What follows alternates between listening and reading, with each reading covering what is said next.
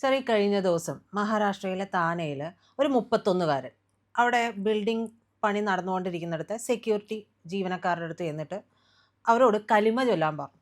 അവർക്ക് കലിമ ചൊല്ലാൻ അറിയില്ല. ഉടനെ തന്നെ അവരെ കുത്തിവീഴ്ത്തുകയാണ്.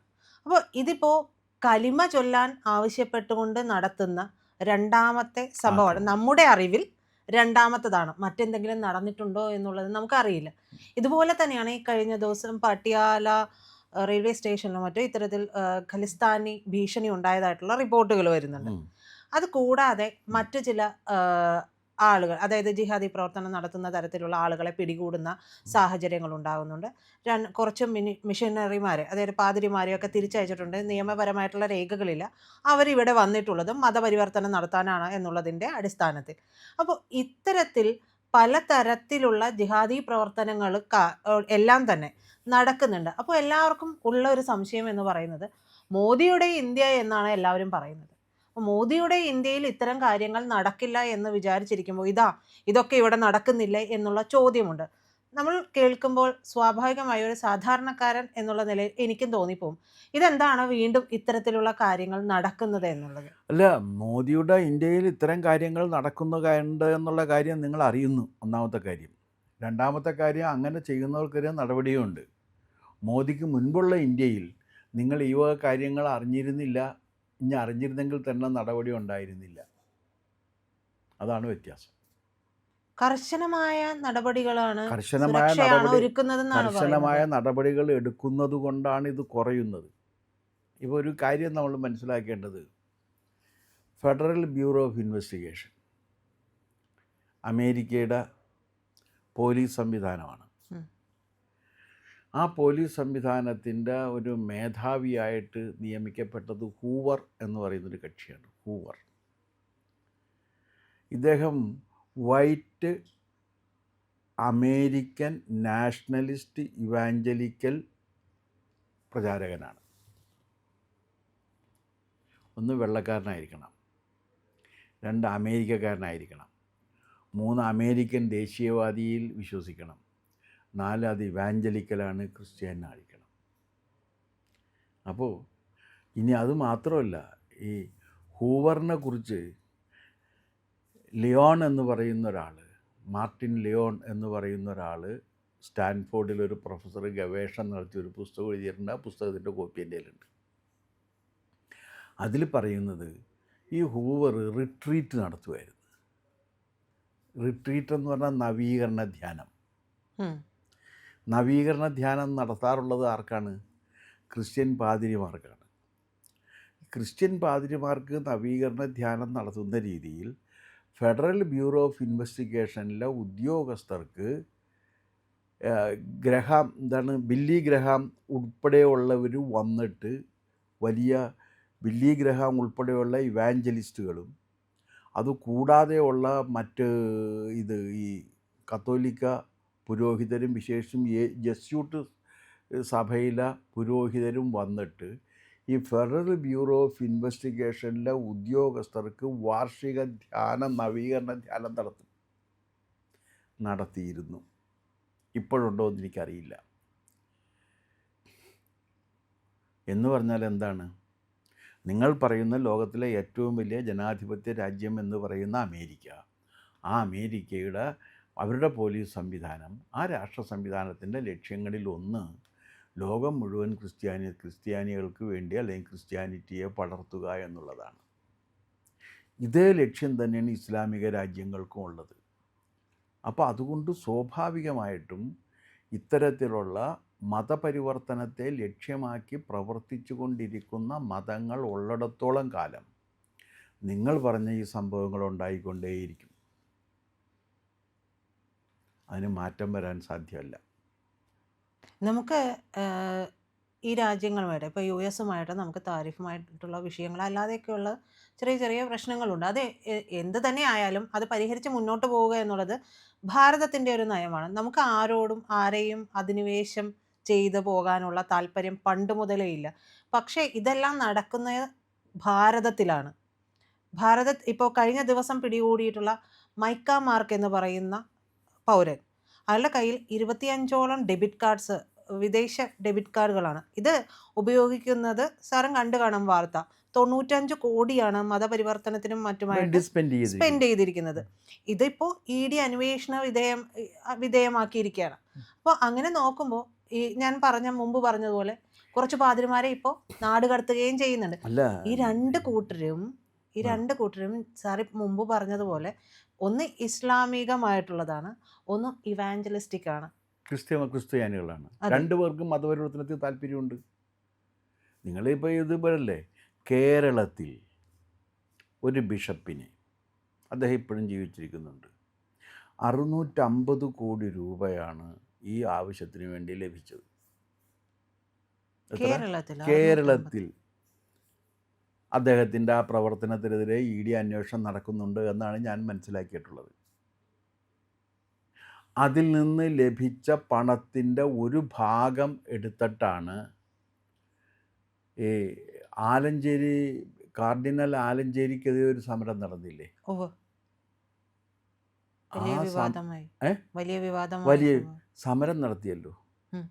ദീർഘദിവസം നീണ്ടുനിന്ന സമരം നടത്തി. ആ സമരത്തിന് വേണ്ടിയുള്ള പണം ചെലവാക്കിയതും അതിൽ നിന്ന് എടുത്തിട്ടാണ്. ഈ 650 കോടി 650 കോടിയിൽ നിന്ന് ഒരു വിഹിതം എടുത്തിട്ടാണ്. ആ പിതാവ് ഇപ്പോൾ ഇവിടെ ഇല്ല. അദ്ദേഹത്തെ ഇവിടെ നിന്ന് മാറ്റി. അദ്ദേഹത്തിനെതിരെ അന്വേഷണവും നടക്കുന്നുണ്ട്. ഇത് കോടിക്കണക്കിന് രൂപ ഇങ്ങനെ വരുന്നുണ്ട് വിദേശത്ത് നിന്ന്. ആ വിദേശത്ത് നിന്നുള്ള പണം കിട്ടി പ്രവർത്തിക്കുന്നവരിൽ ഒരു വിഭാഗമാണ് ആര്? ക്രിസ്ത്യാനികളും. ഇപ്പോൾ ഈ നരവണ എഴുതി എന്ന് പറയുന്നത്, നരവണയെക്കുറിച്ച് ഒരു നരവണയെന്നല്ലേ നരവണയെക്കുറിച്ചൊരു കാര്യം വന്നല്ലോ.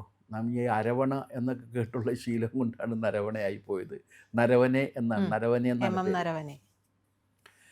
നരവനയുടെ ഇത് വന്നത് കാരവൻ എന്ന് പറഞ്ഞൊരു മാഗസിനിലാണ്. ഒന്ന് ശ്രദ്ധിച്ചിരിക്കും. ഈ കാരവൻ മാഗസിൻ ആര് നടത്തുന്നതാണ്? കത്തോലിക്ക സഭയുമായി ബന്ധപ്പെട്ട തീവ്രവാദ സ്വഭാവമുള്ള ക്രിസ്ത്യാനികൾ നടത്തുന്ന പത്രമാണ് കാരവൻ. അപ്പോൾ അതോ,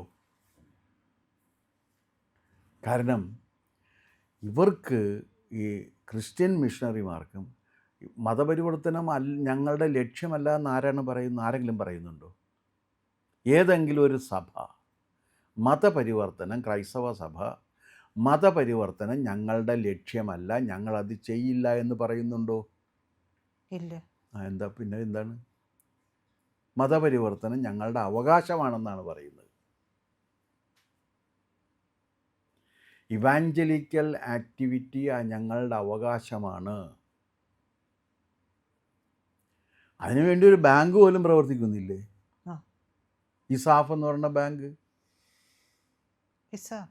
ഇസാഫ് എന്ന് പറഞ്ഞൊരു ബാങ്കിനെ കുറിച്ച് കേട്ടിട്ടില്ലേ? കേരളത്തിൽ ആ, അതിൽ എന്താണ്?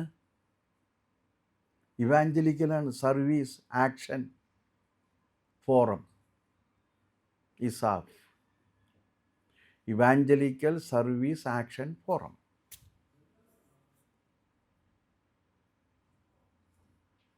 ഏറ്റവും താഴെ തട്ടിലുള്ളവർക്ക് ഞങ്ങൾ പണം കൊടുത്ത് സഹായിച്ചു എന്ന് പറയുന്നില്ലേ? അവരെ പണം കൊടുത്ത് സഹായിച്ച് ഇതിനു വേണ്ടിയിട്ടാണ്. ഇസാഫ് എന്ന് കേൾക്കും എന്നല്ലാതെ അതിൻ്റെ ഫുൾ ഫോം എന്താണെന്ന് അറിയില്ലല്ലേ? അതിൻ്റെ ഫുൾ ഫോം ഇതാണ്. ഒരു ബാങ്ക് തന്നെ പ്രവർത്തിക്കുകയാണെന്ന് ഇതിന് വേണ്ടിയിട്ട്. അതിന് ഗവൺമെൻറ്റിൻ്റെ അംഗീകാരവും കിട്ടി.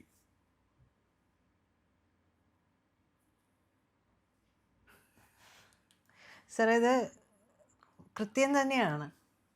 നിങ്ങൾ അന്വേഷിച്ച് നോക്ക്. നിങ്ങളുടെ കയ്യിലിരിക്കുന്നത് നിങ്ങളൊന്ന് അടിച്ചു നോക്ക്. ഇസാഫിൻ്റെ ഫുൾ ഫോം എന്താണെന്ന് നിങ്ങൾ ഇതിനകത്തുനിന്ന് അടിച്ചു നോക്ക്.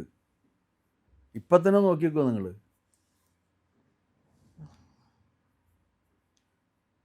നോക്കി എന്താണ് പറഞ്ഞിരിക്കുന്നത്? സാർ പറഞ്ഞത് ശരിയാണ്.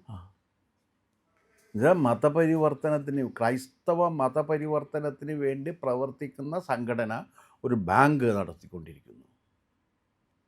എന്നാലോചിച്ച് നോക്ക്. ബാങ്കിന് അംഗീകാരം കിട്ടി, ഇപ്പം നിയമപരമായിട്ടാണ് നടത്തിക്കൊണ്ടിരിക്കുന്നത്. ഇവർക്ക് വിദേശ പണം കിട്ടിയിട്ടുണ്ടോ? കിട്ടിയിട്ടുണ്ടാകും.